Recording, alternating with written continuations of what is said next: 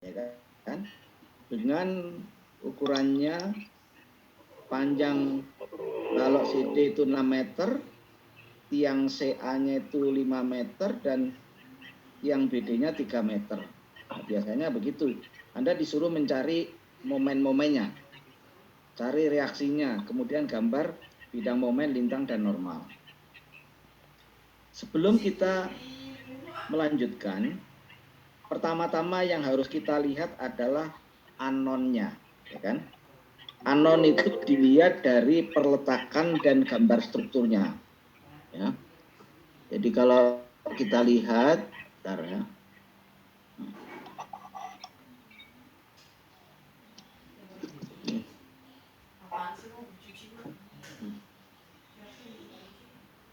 Ini udah. Kok penunjuknya nggak bisa jelas ya? Ya udah, nggak apa-apa gini ya. Biru gini kelihatan nggak? Kelihatan, Pak. Kelihatan, Pak. Kelihatan. Biru apa putih? Biru. Putih. Putih aja nih ya. Putih aja, Pak. Ya, putih aja. Nah, perhatikan nih ya. Kalau dianalisis dulu ya, pada titik A, ini titik A. Ini. Tuh. Biasanya kok bisa saya gini, tapi ini kok nggak bisa ya? Tunggu dulu. Ini kok nggak keluar coretannya itu ya? Coretan ini. Ya udah, nggak apa-apa lah. Lanjut ya. Titik A itu sendi, maka MA-nya 0. Ya kan? MC ada. Jadi karena di situ C-nya itu kaku, pertemuan antara balok dan kolom itu dianggap kaku, maka C-nya itu ada momen. Maka momen C ada. Ini ya, momen C ada. Terus kemudian pada titik D, pertemuan antara balok dan kolom itu kaku. Jadi momen D itu ada. B adalah sendi. Berarti momen B 0. Kita lihat portal ini. Kalau portal ini bergoyang, maka sway-nya ada. Sway itu bergoyang ya. Jadi sway itu bergoyang maksudnya ya. Nah, kalau kita lihat ini ya.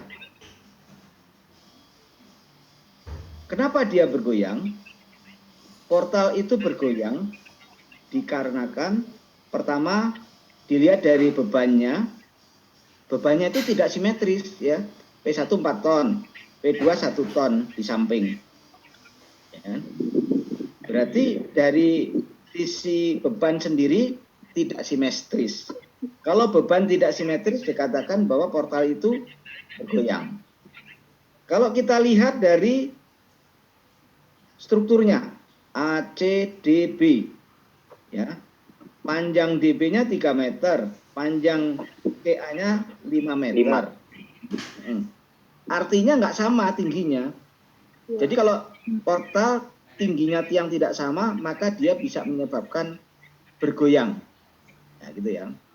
Terus yang ketiga, kalau kekakuan pada balok dan kekakuan pada kolomnya itu tidak sama, itu bisa menyebabkan bergoyang, ya kan? Ya, kalau ini kebetulan EI-nya sama. Jadi kalau kita lihat ada sway, ada MD, ada MC, berarti anonnya ada 3. Ya, anonnya ada 3 ini.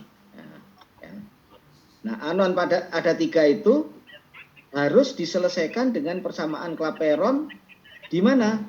Di C, ya kan? Ini di C. Kemudian di D. Di C berarti putaran sudut di C akibat beban sama dengan putaran C akibat momen. Plus sway. Nah, ini bedanya. Kalau di balok kan nggak ada sway. Nah, ini portal. Kalau portal ada sway-nya. Jadi ada pergoyangannya.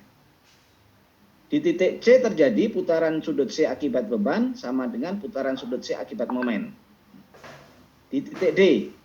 Nah, jadi C itu, yang dimaksud C itu, titik C itu yaitu ACD, kan? ACD. Kemudian kalau di titik D berarti sudutnya CDB. Jadi di titik D diperlukan rumus putaran sudut D akibat beban sama dengan putaran sudut D akibat momen plus W. Jadi ada pergoyangannya. Nah, sehingga rumus Clapeyron itu bisa saya gambarkan di sini. Ini ya. Ini AC, CD, CDB, ya kan? Akibat P1 dan P2, maka gambar, ya, gambar putaran sudutnya bisa Anda lihat tuh, putaran sudutnya ini ya. Ini putaran sudut C1, putaran sudut C2. Di titik D atau sudut CDB itu ada putaran sudut D1, putaran sudut D2. Ya kan? Ini akibat beban. Akibat beban ini harus dilawan oleh akibat momen. Judulnya ininya kan begitu rumusnya ya. Rumusnya itu putaran sudut akibat beban sama dengan putaran sudut akibat momen. Kalau dia portal maka ada satu lagi plus sway. Nih, sway. Sway itu adalah goyangan, ya kan? Goyangan. Nah, kita lihat di sini. Akibat momen. Nah, ada momen C, ini momen C ya, di titik C itu ada momen CD, ada momen CA. Ya kan? Itu sama besar, makanya saya tulis hanya ditulis momen C saja. Pada titik D itu ada momen DC dan momen DB. Ya, saya tulis di situ momen D saja. Ya kan? Jadi yang sebelah kanan ini akibat momen, putaran sudutnya itu ke arah luar. Coba perhatikan tuh, ke arah luar kan? Kalau akibat beban dia ke arah dalam putaran sudutnya. Sebagai prinsip, Clapeyron itu mengembalikan posisi putaran sudut ke arah luar gitu loh. Jadi supaya ini dikembalikan kepada posisi semula berarti dia harus kita pasang momen. Ya kan? Kalau dipasang momen, oh ternyata putaran sudutnya semuanya ke arah luar gitu kan. Nah, ditambah satu lagi akibat goyangan karena dia bergoyang. Jadi kalau dia bergoyang, maka kalau Anda lihat nih A, C ini ya. C-nya itu akan bergerak ke kanan sebesar delta, maka D-nya juga akan bergerak ke kanan sebesar delta. Ini akibat sway. Sehingga dirumuskan bahwa putaran sudut B atau putaran sudut akibat beban sama dengan putaran sudut akibat momen plus sway. Ya. Rumusnya hanya ini, ya kan? Nah, sekarang kepandaiannya nanti menyusun persamaan. Ya. Kita lihat nih, kita lanjutkan lagi ya. Nah, kita lihat pada titik C. Nah, berarti titik C itu sudut ACB ini ya. Sudut ACD. Kemudian kita lihat. Berarti putaran sudut C akibat beban sama dengan putaran sudut C akibat momen plus W. Seperti biasa, rumus putaran sudut sudah pernah saya berikan ya kan. Ya. Pertama yang di sini dulu, yang di tiang dulu. Berapa putaran sudut C1? Biasa, P1 kali jarak, ya kan? Dikalikan L kuadrat min jarak kuadrat dibagi 6 EIL. Ini. Kan? Ini. Terus yang kedua, ini.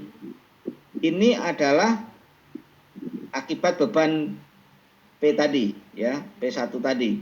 Ya. Yang ini. Ya, yang ini, yang P1 ini. Yang ini ya, yang ini. Terus rumusnya jadi 4 kali 3 ya kan dikalikan 6 min 3 ya, ini 4 kali 3 dikalikan 6 kuadrat min 3 kuadrat per 6 ini akibat beban delta C2. Yang sebelah kanannya itu akibat momen. Yang dekat dibagi 3 ini kan yang dekat ya.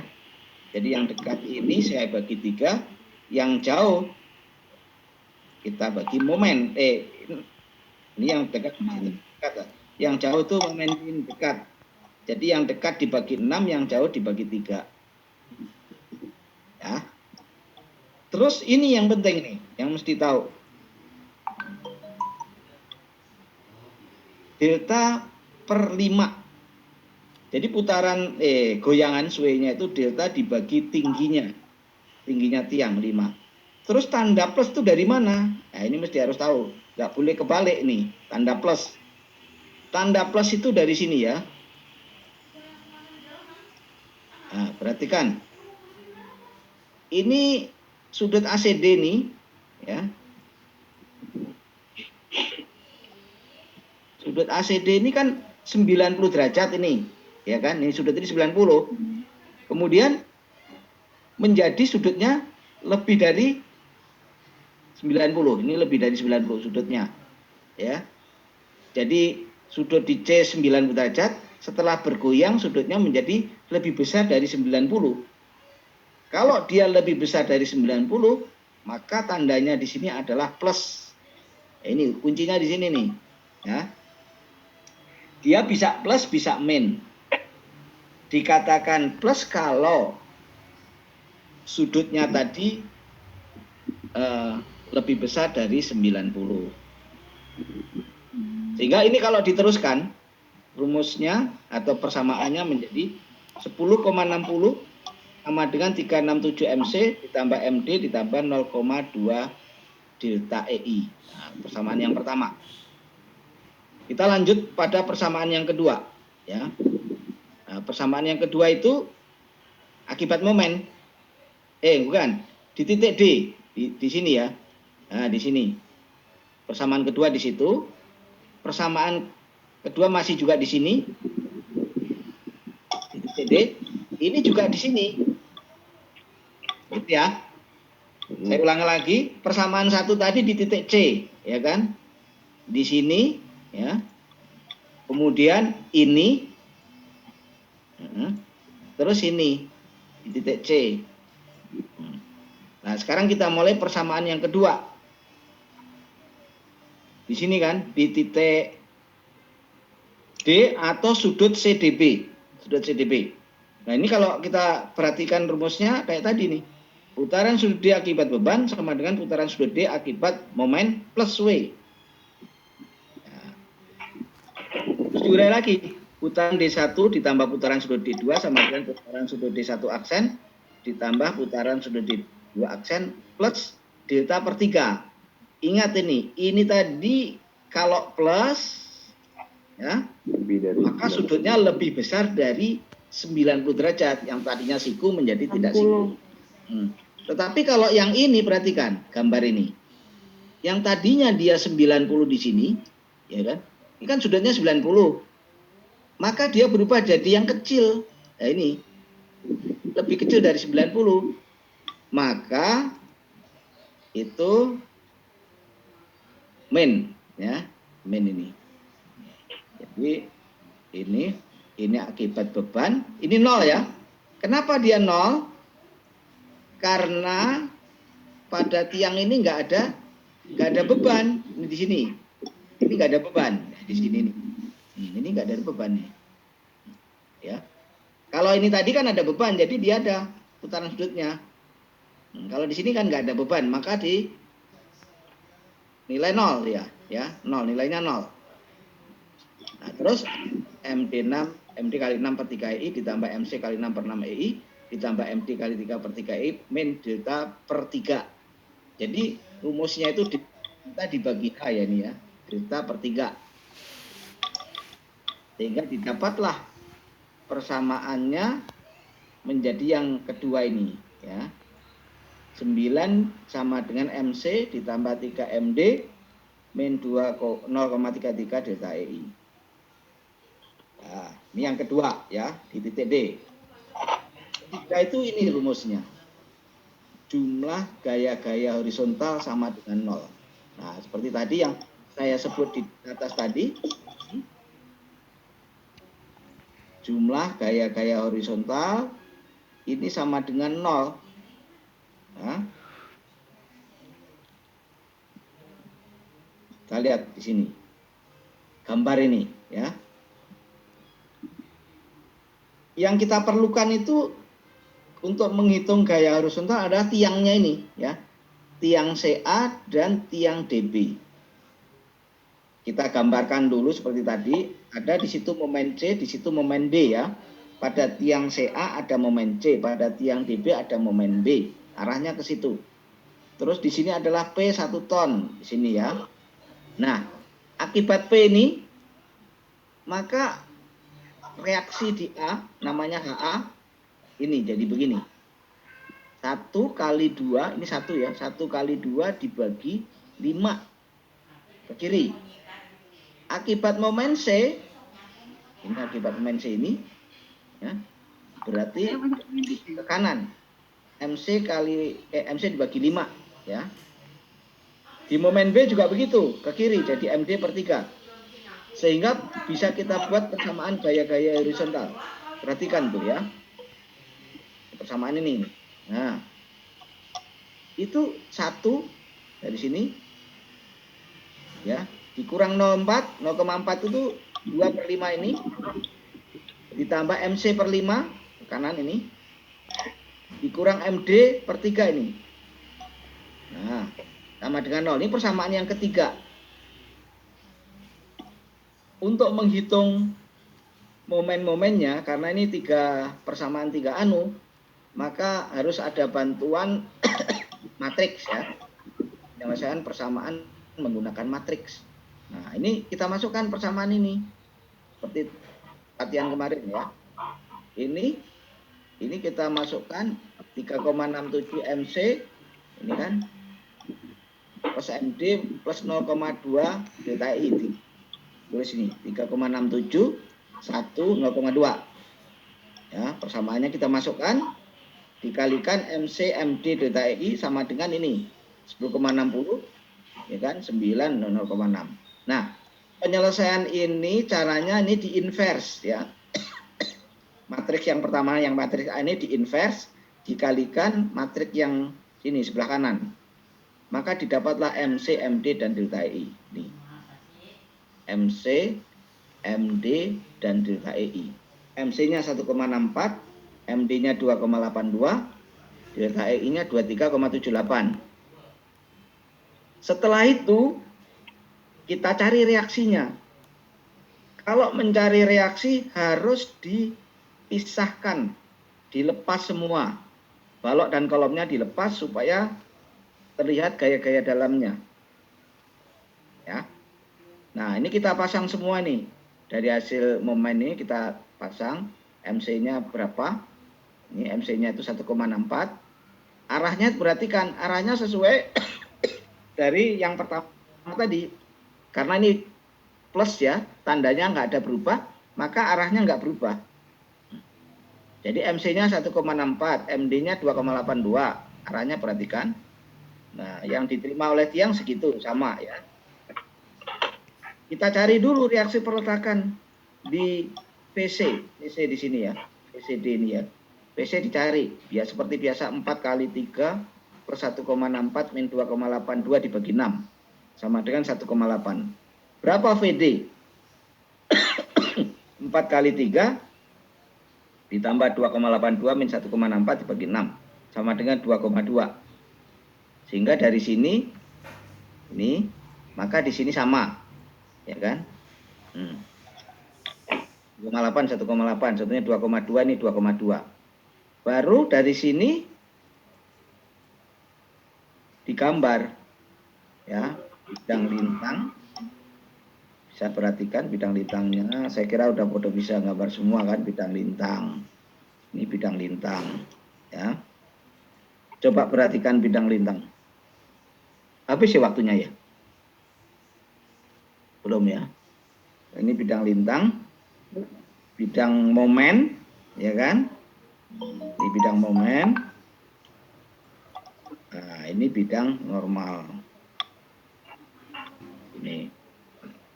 Kemudian Anda mencoba soal ini.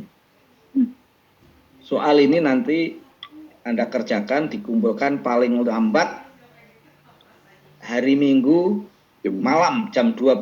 Jadi Sabtu bisa kamu kerjakan kan. Kalau paling lambat kan hari Minggu, masih lama, ya kan? Nah, ini sama pertanyaannya. Cuman saya rubah bebannya merata, ya kan? Kemudian ini 1 ton sama. Cari momen-momennya, cari reaksi dan gambar MDN. Ya. Oke. Ini kan sudah saya jelaskan. Nanti mesti Anda otak-atik di rumah, dibaca dengan baik, diotak-atik di rumah, baru mencoba. Ini kan persis saja, soalnya hampir persis sama. Nanti dicoba di UTS. Nah, paling saya rubah dikit, ya. Kan itu tadi 3 persamaan 3 anu. Ya nanti ujiannya mungkin masih sama, 3 persamaan 3 anu, mungkin bebannya yang berbeda. Gimana, ada pertanyaan nggak?